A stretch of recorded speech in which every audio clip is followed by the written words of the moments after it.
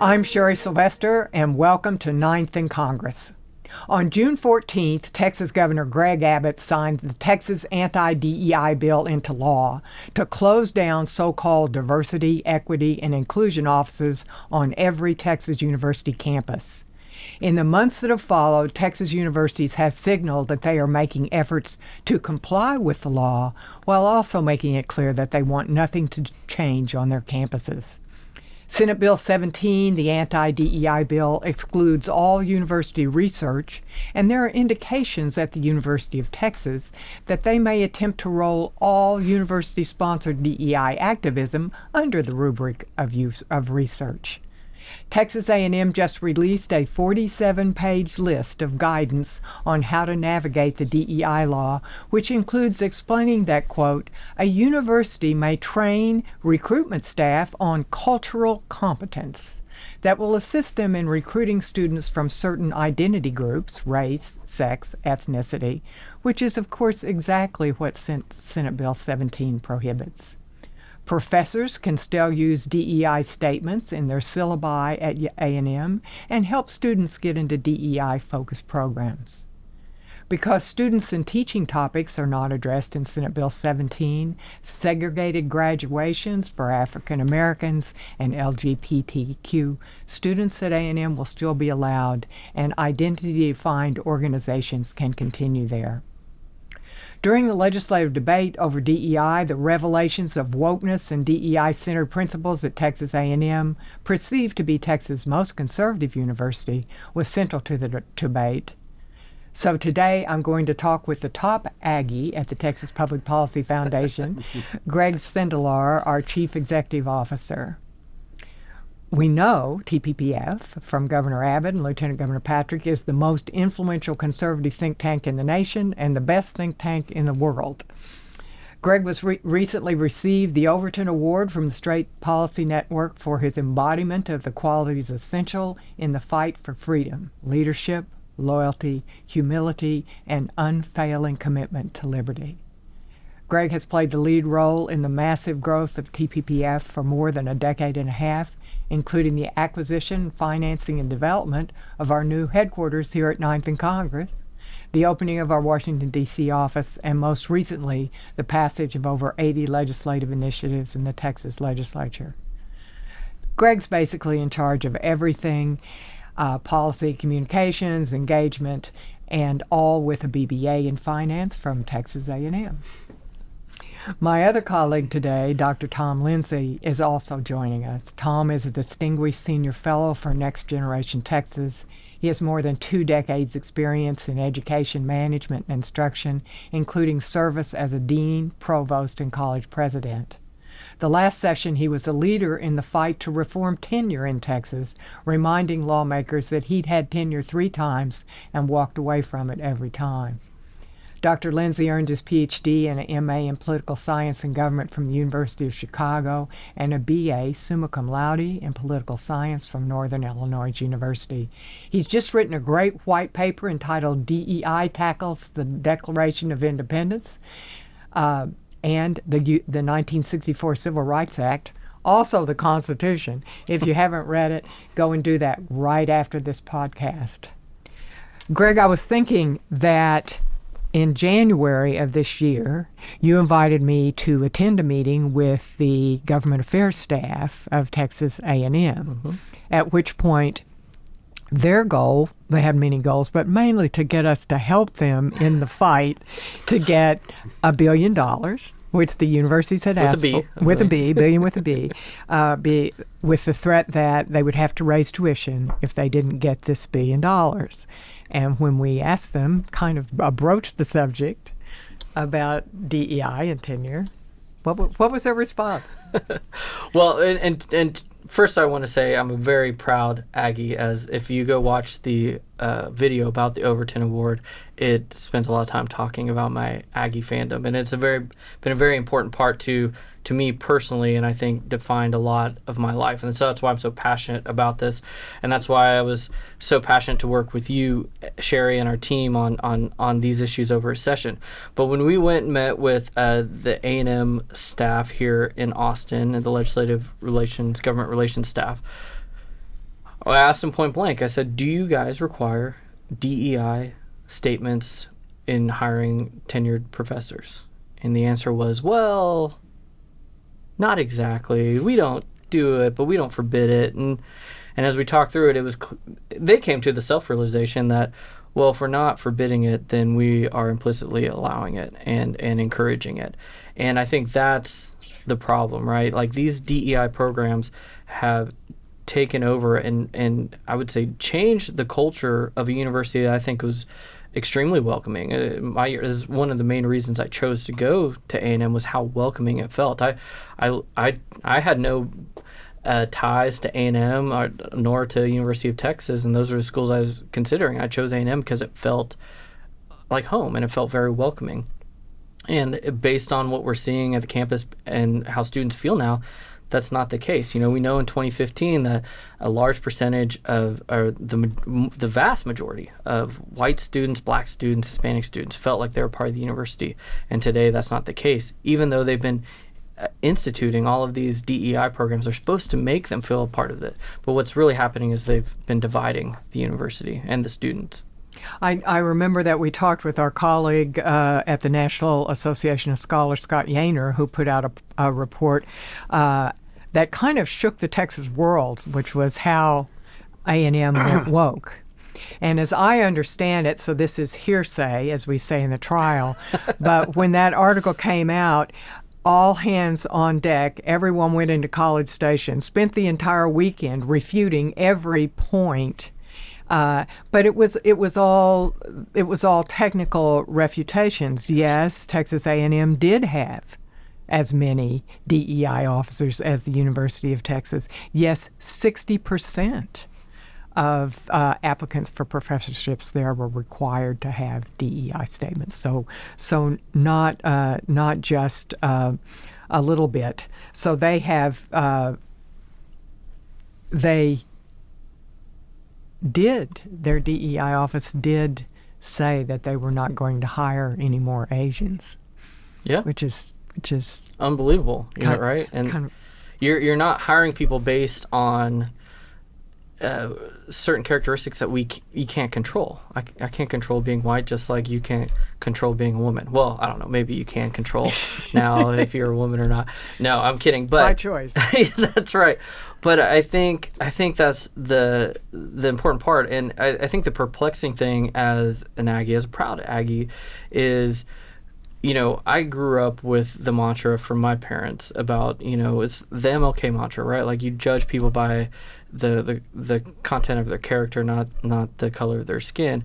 But yet these programs are actually judging us more by the color of our skin than the content of our character. And it seems that not just at A&M, it's happening at universities across this country, but we care more about these other characteristics that we have no control over than we do about actually the merit and achievement that we should be worried about when it comes to people that we're bringing into our universities. And so to me, it becomes this tyranny of low expectations where we're trying to sink all these boats in order to try to make them equal and have equal outcomes, as opposed to working on raising all the boats. Yeah.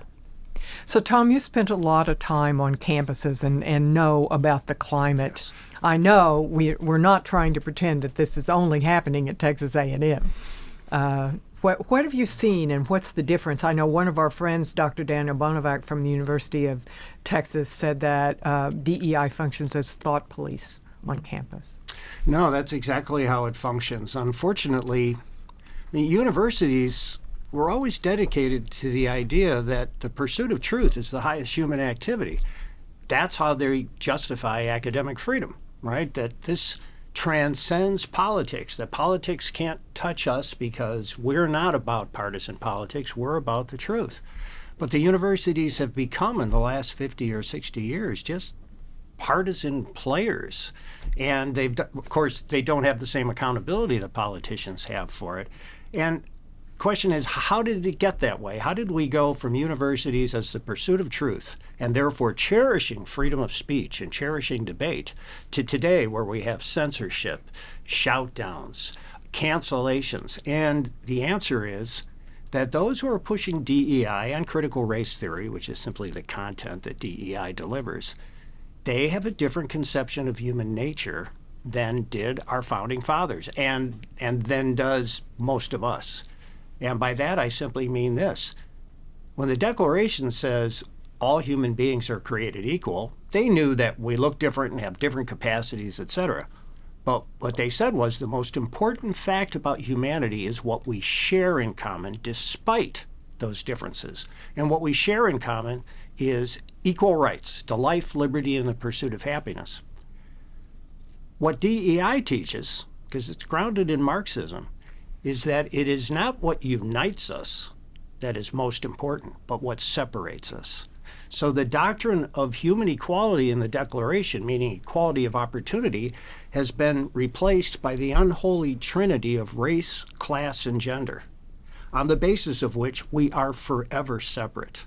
So it's been said that the philosophy taught in the classroom in this generation will be the philosophy practiced in the legislature in the next generation. If you're teaching people that they're forever separate, that means they're going to have less interaction with each other. That means they're going to have less understanding of each other. With less understanding comes more hostility. With more hostility comes the possibility for violence. That's what DEI will erect if it isn't stopped. Well, to push back a little bit, does Texas really have a leg to stand on here? My husband is from the Northwest, and one of the stories that he tells was how watching these Texas teams that were segregated teams, and how they could. It took a long time to get the University of Texas segregated, and A&M and other places. I mean, are we seeing an overreaction here, or are they right if left to our own devices? It took a long time to live up to the Declaration of Independence and get those schools desegregated. Do we want to go back to segregation now, which is what's being called for by so-called anti-racist leaders such as ex-Ibram Kendi, right? Who, in fact, here I have a quote from him.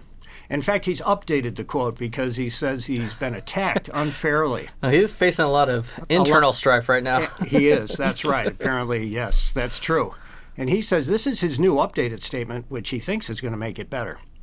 And he says the only remedy to negative racist discrimination that produces inequity is positive anti-racist discrimination that produces equity. The only remedy to past negative racist discrimination that's produced inequity is present positive anti-racist discrimination that produces equity. The only remedy to present negative racist discrimination toward inequity is future positive anti-racist discrimination toward equity. Now, all he did was add in the words positive anti-racist discrimination. So the initial statement was the only remedy to past discrimination is current discrimination and for present, future discrimination. That statement is exactly the moral parallel of George Wallace's statement, segregation today, segregation tomorrow, segregation forever. Only now, through DEI, the meaning of everyday words has been turned upside down so that now this is good discrimination, or as he says, anti-racist discrimination. And of course, the whole thing is equity, which DEI tries to promote as somehow in harmony with the Declaration's principle of equality, but they're actually exactly the opposite. James Madison in Federalist 10, the most famous of the Federalist essays, 85 essays on the Constitution. There, Madison encounters the proposal that to eliminate faction will homogenize passions and interests and opinions, make everybody the same. And Madison says that would be completely tyrannical because it misunderstands human nature. First fact about human nature is we have different talents, different opinions, different interests. Right? The only way, Madison says, that you can eradicate that is to establish a tyrannical form of government. Well, here we are. Yeah. So, A&M, African American enrollment at A&M has actually declined a little bit. And when you were there, what is Hullabaloo U? And well, it wasn't there when I was there. It wasn't there. So Hullabaloo was not there. what kind of orientation did you have when you were coming in, and was there separate graduations for African Americans? No. Were you in separate dorms, which is what we have now? No, that wasn't my experience at all. And I think, I think the part that's most offensive to me is that they've weaponized diversity, and something that I think it can be an intrinsic good, right? Like you want to get to know people that have different backgrounds and different perspectives. When I was in college, I did all kinds of things. I went and saw Noam Chomsky speak. Now, obviously, it didn't turn me into some raging liberal, but I think being exposed to that was helpful in firming up what my actual belief systems were. And my experience was, literally the first person I met when I moved into my dorms was African American, and later that year we worked really hard to get him elected as the second African American Yale leader in A&M history. I mean, Yale leader's a big deal. Yeah, at Yale A&M. leader's a big deal, right? And the other big deal was I wasn't in the Corps, he was not in the Corps, so that's another big deal. Usually the Yale leaders are in the Corps. And we didn't do that because we were trying to chase some historical thing. We did that because there was no one that loved A&M more than he did, and we wanted to work with him to do it. Came from a very different background. His parents were African. He grew up in Houston, but that was part of the experience. Orientation wise, I went to fish camp. Fish camp was they literally threw everybody in this camp out in East Texas for a couple of days, and you kind of get to know people. There's people from all stripes from around the state there, and I think it was a good way to get to know folks outside of just who you went to high school with. That was coming, and so I love that aspect of it. But even I know I think it's improving itself, but there was a time where fish camp was starting to become a little bit more segregated and focused on our differences as opposed to the things that unite us, which at the end of the day at A&M I thought what unites us is we are all Aggies, and I was reading articles as I was prepping for this, and someone said, and I thought it was great, this African American student she goes, "I'm not black, I'm maroon," and that's ultimately I think what we all want people seeing is like we all share these things in common, and we have assimilated together in this special culture, which has brought in all these different backgrounds, rural, urban, and different races as well. But the way that they've started implementing these programs, it's actually started to divide the student body, and people have felt like they are less a part of what is happening at A&M, which I think is really sad. Yeah, a member of the Student Senate at A&M attended our Victory Summit and this past week, and one of the things that he told us was that in the library it's too crowded. People want to study in the library, and you've got people sitting on the floor and jammed in, and yet there are rooms that are segregated, I think it's important to use that word, for LGBTQ students so that they can study without fear, and there's never anybody in them. So this actually kind of breeds hostility to people if you're standing there with a pile of your computer and everything and you're looking for a desk and that just seems nuts to me. Yes. On the other hand, the head of the faculty senate told the Washington Post, and maybe this is one of the articles that you were discussing, that with the passage of the DEI bill and the failure of A&M to hire a new journalism professor, and I want to talk about that part of A&M has died. The spirit of A&M has died. Oh yeah, they did a moment of silence. Right, the moment of silence. Which is ridiculous. Kind of getting back to Tom's point, this country, A&M is not a perfect institution. This country, the state, are not perfect. But I think what is so profound about the principles and the values that set our nation in motion and our state in motion is that we have a form of government that can allow us to fix wrongs and move together, move forward together. And these programs are offensive because they are forcing us to move forward apart. And I think until we change that, we'll never fix anything, and we'll never be able to see eye to eye. And the real shame. Like if I went to HBCU, I wouldn't want to be segregated from the culture of that university. I would want to integrate myself into that culture because that's the reason I chose to go there. And I would want to affect that culture, hopefully for positively. And unfortunately, that's not happening right now. Yeah.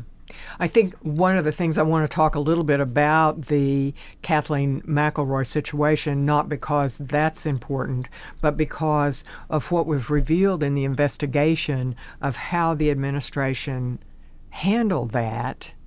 And I think that that's very similar to what we're seeing in their 47 pages of guidelines, which is essentially how you can get around the DEI bill. Texas A&M had not had a journalism school for 20 years. They decided to reinvigorate it. They hired they reached out to a former student who had a great deal of journalism experience, solid candidate, a professor at the University of Texas, but they held on to the announcement until after the legislative session was over, the DEI bill was passed, and they got the $1 billion, almost $1 billion, that they were hoping for to be appropriated. And then we find out that they put this woman out without discussion with the Board of Regents, and she had a pretty substantial DEI piece of her resume had been devoted to DEI. And so then they began to withdraw in stages, which was why I think they got in so much trouble. Oh, well, it's not a tenured position, but you'll be there for 3 years. Well, no, it's only 1 year. So they really treated her pretty badly in that process. But the fallout is continuing. What have you heard from people that you've talked to up there? I think the biggest thing I've heard is kind of a lot of people are flabbergasted. Well, how is this person even not just a finalist, but the candidate? You can understand why someone of that pedigree might be a candidate, but when you have someone you want to restart your journalism program who has been saying things where you would, kind of deprioritize certain voices just based on, their race or, their sexuality or things like that. It's like, how is that? If it, journalism is about seeking the truth, and academia is about seeking the truth. Well, it doesn't seem like you have somebody you're putting in place that's actually interested in seeking the truth, but is really trying to elevate a certain position. And so I think mostly people are just wondering, like, how was this woman, outside the fact that she was an Aggie who had a very successful journalism career, the candidate that we hired. That's I think the most mind-blowing thing to most of the folks that I talked to, myself included, because it seems like that's something where you could have really, if you're going to restart this program, you look at you talk a lot about this, Sherry, the state of media, not only in the state but this country. It's something where if you restart it with the right person and the right vision, you could really make a difference in journalism in this country. It's what she actually said, and I can't find her quote here, but she said we no longer have to tell both sides of the story because one side of the story is illegitimate. Yes. Yeah, so that's just what Madison warned against. It is what Madison. She wanted to be on Biden's disinformation board, I think, is how it that sounds. rose in the 60s, what's called advocacy journalism, that it was not the job to be objective. The job was to advance justice as the journalist sees it. And here we are. Yeah, and you think, not to get down a rabbit hole on journalism, but when growing up, I'd watch Peter Jennings and Tim Russert and folks like that. Definitely not conservatives, but what I learned from them is they would hold, no matter who, they were willing to hold power to account and make them accountable for the decisions they made, good and bad, and that just doesn't happen anymore in journalism, which is a real shame. And that, I think, was the opportunity that A&M had, but going with her, they were never gonna reach that. And so they've circled the wagons, and that's why we're seeing all this pushback on DEI. What is frustrating to me is a refusal to look at the problems. I think here at TPPF, we totally support getting more disadvantaged, marginalized students into universities.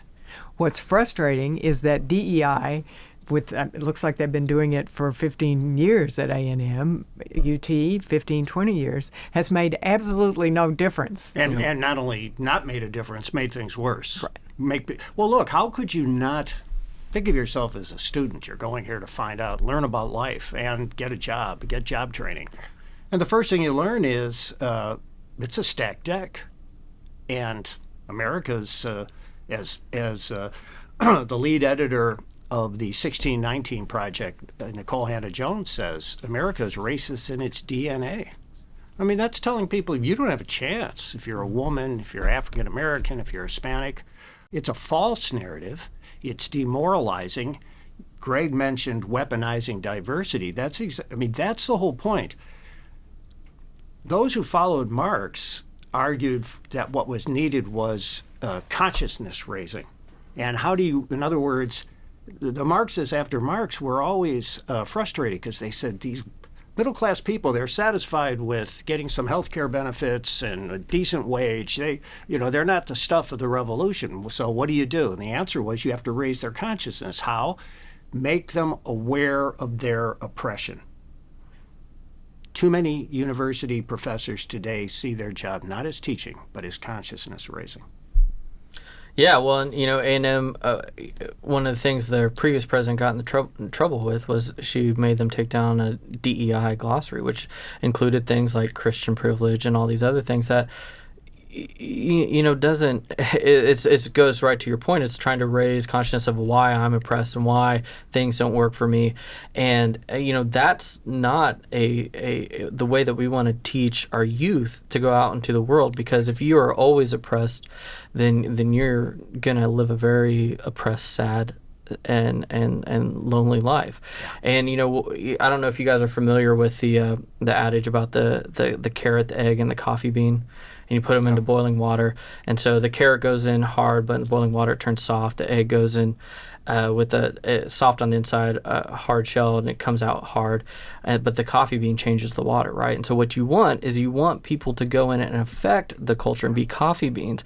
But what we're doing is we're forcing people to either go in hard and they're coming out soft, or they're going soft and coming out hard, because we're just talking about their differences, as opposed to saying, well, how do you start affecting the culture of it and be an agent of change? If you want to see things change in the university, then go do that. But you can't do that by dividing everybody up. That's right.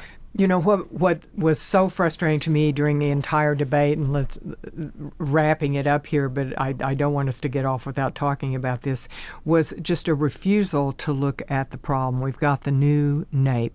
We know that, 13% of 14-year-olds are it's dropped 13%. Reading level of 14-year-olds. Math has dropped 9%. And for African Americans, it's double that. Mm-hmm.